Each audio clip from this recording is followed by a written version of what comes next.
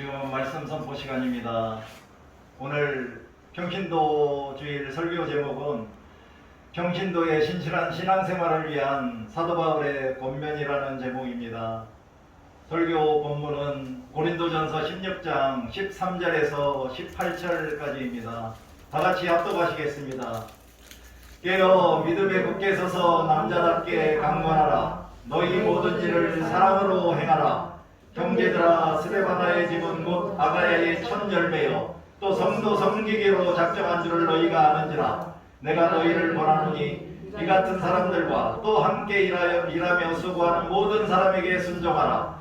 내가 스데바나와 부드나고와 아가이고가 온 것을 기뻐하노니 그들이 너희의 부족한 것을 채웠음이라.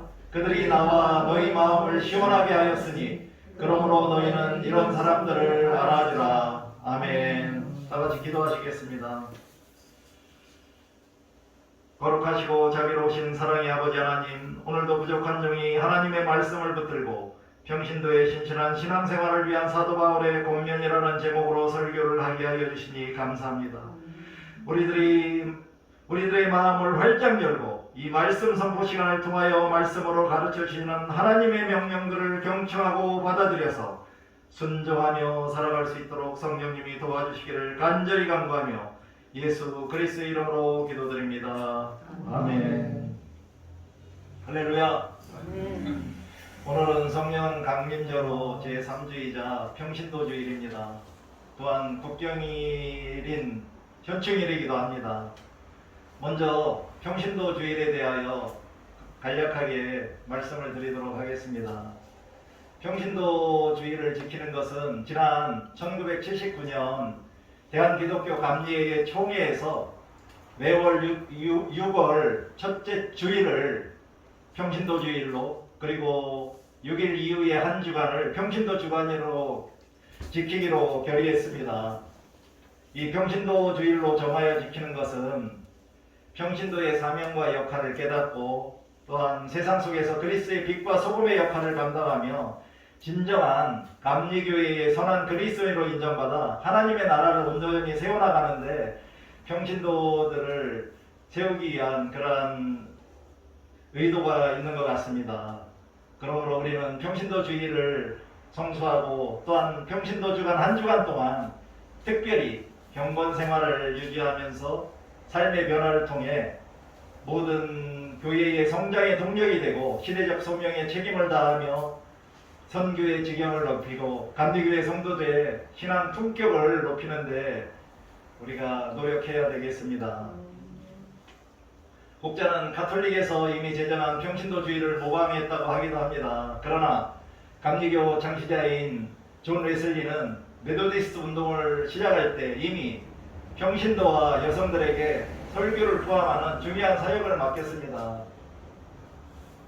그는 평신도를 훈련하여 그의 목회에 활용하였으므로 영국의 초기 감리교 운동이 평신도의 역할이 없이는 존재할 수 없었다고 해도 과언이 아닙니다. 그 당시 존 웨슬리와 감리교 운동이 세상 속에서 크게 두 가지 경우에서 비판과 비평을 받았는데, 그것이 첫 번째는 야외 설교였고 그 다음에 둘째는 평신도 설교자를 세운 것입니다. 그의 동생 찰스 웨슬리조차도 평신도 설교자를 세우는 것이 위험한 혁신이라고 강력하게 경고하기도 했었습니다. 그러나 그 당시 영국 국교의 성직자들도 감리교의 모임에 와서 설교하지 않으려 했고, 또한 성직자가 매우 부족한 상황이었기 때문에 무려 653명의 평신자 설교자들을 세워서 그들을 훈련시켰다고 합니다. 물론 웨슬리도 처음에는 평신도의 설교에 대하여 반대를 했지만 어머니 수산나 웨슬리의 훈계와 권면도 받아들였고 복음을 좀 더 많은 그런 군중들에게 선포하기를 원했기 때문에 평신도 설교자들을 세운 것이었습니다.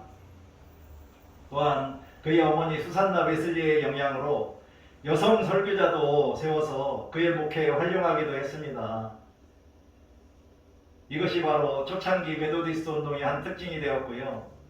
또한 존 웨슬리의 메도디스트 신앙을 이어받은 우리 감리교회에서 평신도 주일과 평신도 주간을 정하여 지키는 것은 매우 의미 있는 일이고, 또한 오늘날 침체해가고 있는 감리교회의 성장과 부흥에 평신도가 중요한 역할을 해야 한다고 저는 생각합니다. 그렇다면 평신도의 의미는 무엇일까요?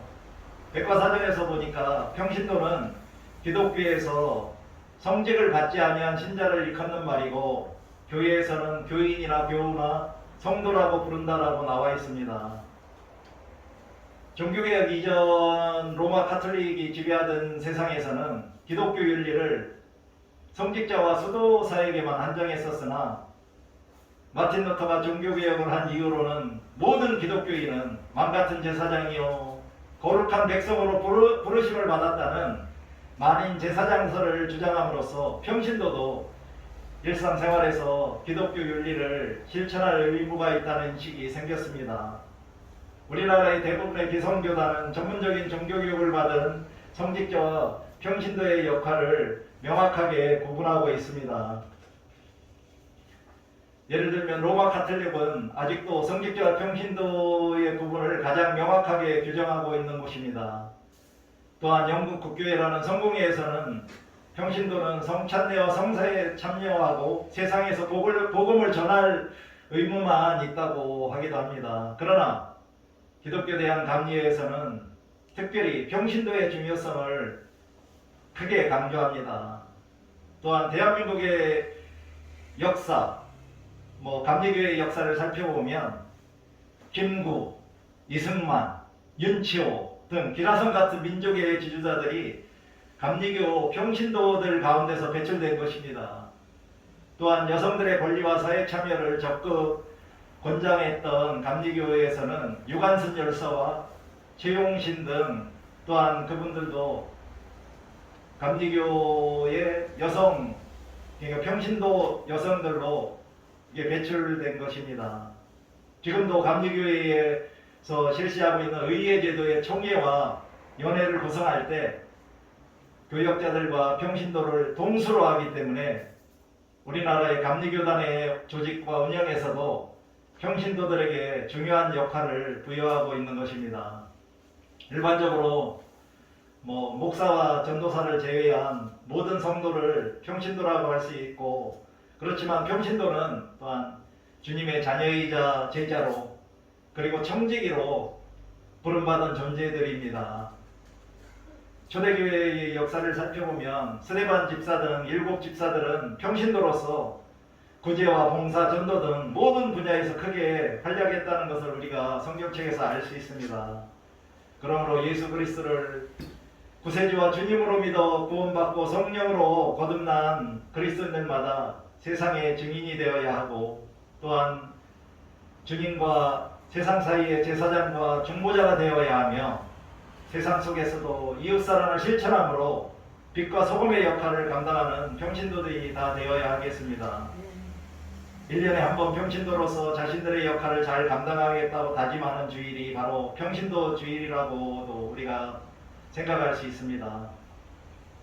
오늘 설교의 본문을 가지고 평신도 주일에 어떻게 신앙생활을 해야 참된 그리스도인이자 평신도로서 될 수 있는가 한번 알아보고자 합니다. 이 본문 말씀은 사도 바울이 고린도 교회에 편지하면서 말미에서 고린도 교회 성도들에게 교회를 바르게 세우기 위해 어떻게 신앙생활을 해야 하는지 마지막으로 권면한 것입니다. 고린도전서 16장 13절 14절에서 사도 바울은 고린도 교회의 성도들에게 5가지를 권면하였습니다. 개역개정 한글 성경을 읽다 보면 4개의 권면처럼 해석이 되어 있습니다. 그러나 헬라어 원문 성경과 영어 성경들에서는 5개의 명령형 동사로 말씀하고 있습니다. 첫 번째 권면은 13절의 깨어입니다. 깨어. 즉 깨어 있으라는 것입니다. 이 단어의 헬라어는 그레고레이테로 명령형 동사이며 일시적으로 잠시 깨어 있으라는 것이 아니고 항상 깨어 있으라는 의미입니다. 이 말은 그리스도인이라면 누구나 항상 긴장하고 경계태세를 놓치지 말며 신앙생활을 하라는 것으로 다가올 종말에 대한 기대를 가지고 현재의 삶만으로 만족하지 말며 종말론적인 사건인 예수님의 재림에 항상 깨어서 준비하고 있으라는 권면입니다. 그렇다면 여러분들은 예수님의 재림을 믿으며 소망을 가지고 살고 계신가요? 아니면 아직도 예수님이 오시면 예수님 앞에 서기가 두렵고 떨려서 주님의 재림이 좀 천천히 오시기를 바라고 계신가요? 저는 여러분들이 예수님의 재림에 대한 믿음과 소망을 가지고 준비하며 살아가시기를 바랍니다. 두 번째 권면은 13절에 믿음에 굳게 서서입니다. 즉 믿음에 굳게 서라입니다. 사도 바울은 고린도 교회 성도들에게 분쟁을 하지 말고 그가 가르친 복음의 터 위에 굳게 서서 믿음을 세우라고 권면을 한 것입니다. 그럼 믿음이란 무엇일까요? 우리가 교회에서 아니면 일상생활에서 많이 얘기하고 있는 믿음이란 하나님의 구원의 은혜를 믿는 것입니다. 하나님이 구원의 은혜로 예수 그리스도를 이 세상에 보내주시고 또한 예수 그리스도가 십자가에서 우리의 죄를 용서하시기 위해서 죽으심과 또한 부활 사건을 역사적으로 객관적으로 인정하고 동시에 주관적 진리로 우리가 고백하는 것을 믿음이라고 할 수 있습니다. 그럼 믿음하면 떠오르는 것이 무엇인가요? 혹시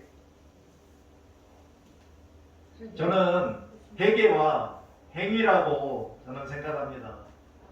회개가 포함되지 않은 믿음은 바로 안고 없는 찐빵이기 때문이고 또한 믿는다고 하면서 믿는 자로서 그들의 언행에 믿는 자의 그러한 언행이 나타나지 않는다면 그것은 죽은 믿음이거나 가짜이기 때문입니다. 제가 구원의 확신을 가지고 신앙생활하기에 시리즈 설교에서 말씀드렸던 구원의 첫 번째 순서가 바로 회개가 포함된 믿음이었습니다. 회개가 포함된 믿음이란 우리들이 하나님이 주신 선행은총인 우리의 양심에 우리의 과거 인생을 다 비춰보아서 우리의 죄성과 죄에 대하여 자각하고 부끄러워서 회개한 후에 예수 그리스도를 살아계신 하나님의 아들이자 구세주와 주님으로 받아들이고 믿는 그런 믿음을 말합니다. 이와 같이 회개가 포함된 믿음에 대하여 하나님이 값없이 선물로 죄인들인 우리들을 의롭다고 인정해 주시고 의롭다고 치게 주신다는 것입니다. 이것이 바로 구원의 두 번째 순서인 칭의이고 이 칭의 단계에서 우리는 구원을 받은 것입니다. 여러분들은 회개가 포함된 믿음으로 하나님의 선물로 칭의의 구원을 받으셨나요?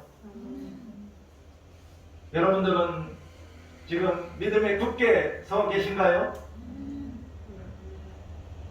저는 여러분들이 거룩한 성화의 삶을 살아가시면서 풍성한 성령의 열매들을 맺으시기를 바랍니다. 하나님의 사랑과 은혜 안에 거하며 하나님의 사랑과 은혜를 누리며 하나님과 이웃을 사랑함으로 완전 성화를 향하여 달려가시기를 주님의 이름으로 권면드립니다. 세 번째 권면은 13절의 남자답게입니다. 이 단어의 헬라어는 안드리제스테이며 수동형 명령형 동사로 문자적인 의미는 남자다워라, 남자답게 행동하라 입니다. 그러나 개역개정에서는 남자답게라는 부사처럼 번역을 했습니다. 여기에서 믿음을 지키는 것을 남성, 즉 강건함과 연관을 짓지만 수동태 명령형 동사를 사용하여 우리들이 가지고 있는 믿음의 힘이 타고난 육체적인 힘이 아니라 하나님께로부터 받은 영적인 것임을 나타냅니다. 이처럼 남자답게 행동하라는 권면은 예수 그리스도를 구세주와 주님으로 믿는 성도들은 세상 가운데서도 소심하게 혹은 주눅들게 살지 말고 주님의 권능에 의지하여 자신감을 가지고 힘차게 살아가야 한다는 것입니다. 혹시 여러분들은 어느 누구에게라도 자신이 교회에 다니는 그리스도인이라는 그러한 자신의 정체성을 떳떳하게 밝히시면서 살고 계신가요? 제가 어떤 장로님에게 들었는데 그분은 자신이 장로로 피택되기 전까지는 직장에서 교회에 다닌다고 한 번도 얘기한 적이 없다고 합니다. 놀랍지 않나요? 이것이 바로 요즘 많은 그리스도인들이 사회 속에서 살아가는 그런 모습이 아닌가 저는 생각했었습니다. 여러분들은 어떠신가요? 지금은 그냥 교회에 다니는 그리스도인이라고 좀 밝히시기가 좀 그런가요? 저도 직장에서의 그런 음주 문제로 약 한 15년, 16년 동안 가난한 성도로 살았던 적이 있습니다. 그렇지만 저는 그 당시 어느 누구에게라도 저는 하나님을 믿는 그리스도인이지만 음주 문제로 교회에 출석을 못하고 있다. 그렇지만 언젠가는 다시 교회에 나가서 신앙생활을 다시 할 것이다 라고 저는 말하고 다녔던 적이 있었습니다. 이제까지 그리스도인이라는 자신의 영광스러운 신분을 밝히지 못하고 살고 계신 분이 계시다면 지금 당장 자신의 정체성을 밝히시고 자신의 그리스도인이라는 신분에 걸맞는 거룩하고 모범적인 삶으로 믿지 않는 사람들에게 감동을 주는 삶을 살아가시기를 권면드립니다. 네 번째 권면은 13절의 강건하라입니다. 이 단어도 헬라어로는 수동태 명령형 동사인데 강건하게 되라는 의미입니다. 남자답게 행동하라는 그러한 헬라어 단어와 마찬가지로 수동태 동사를 사용하므로 믿음의 힘이 우리의 힘이 아니라 하나님으로부터 영적인 것을 또한 나타냅니다. 그리고 다섯 번째 권면은 14절에 너희 모든 일을 사랑 안에서 행하라입니다. 이것을 너희의 모든 일을 사랑으로 이루라 라고 해석할 수 있습니다. 그리스도인들에게 요구되는 사랑은 그리스도인들의 행동을 위한 부수적인 수단이 아니라 행동 그 자체이어야 합니다. 사도 바울은 고린도전서 13장 사랑의 장을 고린도 교회 성도들에게 상기시키면서 사랑으로 사는 삶이 믿음 생활의 핵심이며 그리스도인의 삶 자체라는 것을 강조하며 사랑으로 행하며 모든 일을 사랑으로 이루라고 권면한 것입니다. 사랑하는 성도 여러분, 여러분들은 모든 일에 사랑으로 행하고 계신가요? 다음으로는 고린도전서 16장 15절 18절에서도 사도 바울이 두 가지 권면을 하고 있습니다. 첫 번째 권면은 16절에 성도를 섬기는 사람들과 또 함께 일하며 수고하는 모든 사람에게 순종하라입니다. 사도 바울은 여기에서 스데바나의 집을 칭찬하면서 그를 교회의 지도자로 인정하고 그와 함께 일하며 수고하는 모든 사람들에게 복종하라고 합니다. 그 당시 고린도 교회에는 분쟁이 심했었는데 그 원인은 자기를 따르는 교회의 지도자만 존경하고 나머지 다른 지도자들을 따르지 않았기 때문에 분열이 있었기 때문입니다. 따라서 사도 바울은 스데바나와 그의 외의 지도자들을 인정하고 존경함으로 고린도 교회가 성숙한 교회로 세워지기를 원했기 때문에 이런 권면을 하였습니다. 두 번째 권면은 18절에 이런 사람들을 알아주라입니다. 이 사도 바울의 권면은 교회를 충성스럽게 섬기는 교회의 지도자들과 함께 교회 안에서 같은 일을 감당하고 있는 모든 그리스도인의 참된 종들을 인정해 주라고 마지막으로 요청한 것입니다. 사랑하는 성도 여러분, 여러분들은 신앙생활을 하시면서 교회의 지도자들과 동역자들을 인정하고 존중하며 그들에게 순종하며 신앙생활을 하고 계신가요? 아니면 너무 복종과 순종을 잘하셔서 그분들을 혹시 신적인 자리까지 높이시면서 살고 계신가요? 한번 생각을 해보시기 바랍니다. 이상과 같이 사도 바울이 고린도교회 성도들에게 요청한 총 7개의 권면들을 알아보았는데 다시 한번 정리 한번 해보겠습니다. 첫째는 항상 깨어있으라입니다. 그리고 둘째는 믿음에 굳게 서라이고 세 번째는 남자답게 행동하라. 그리고 네 번째는 강건하게 되라. 그리고 다섯 번째는 모든 사랑으로 이루어라. 그리고 여섯 번째는 교회의 지도자들과 그와 함께 동역하고 있는 동역자들에게 순종하라. 그리고 이런 사람들을 인정해 주라라는 것입니다. 따라서 우리들도 사도 바울이 고린도전서의 말미에서 고린도 교회 성도들에게 권면한 7가지 사항들을 염두에 두면서 예수 그리스도의 재림에 대한 소망을 가지고 신앙생활을 한다면 누구라도 하나님의 마음에 합한 평신도이자 주님께 칭찬받는 하나님의 백성들이 다 될 줄 믿습니다. 이제 다 같이 잠시 눈을 감고 이제까지 나는 어떻게 신앙생활을 해왔으며 앞으로 오늘 우리가 배운 7가지 권면들을 실천함으로 감사와 기쁨이 넘치는 참된 그리스도인으로 거룩하고 아름다운 성화의 삶을 살아가겠다고 다짐하는 묵상을 하도록 하겠습니다. 사랑과 은혜가 충만하신 아버지 하나님, 오늘도 말씀 선포 시간에 평신도주일의 의미와 평신도의 신실한 신앙생활을 위한 사도 바울의 권면을 깨닫게 하여 주셨음에 감사를 드립니다. 세상 속에서 그리스도인으로 살아가는 동안 우리 모두가 항상 깨어있고 믿음에 굳게 서서 남자답게 행동하며 강건하게 되어 모든 일을 사랑으로 행하고 이루게 하여 주시옵소서. 또한 모든 교회의 지도자들과 그와 함께 동역하고 있는 동역자들에게 순종하고 인정하며 신앙생활을 할 수 있도록 성령님이 도와주시기를 간절히 간구하며 예수 그리스도의 이름으로 기도드립니다. 아멘.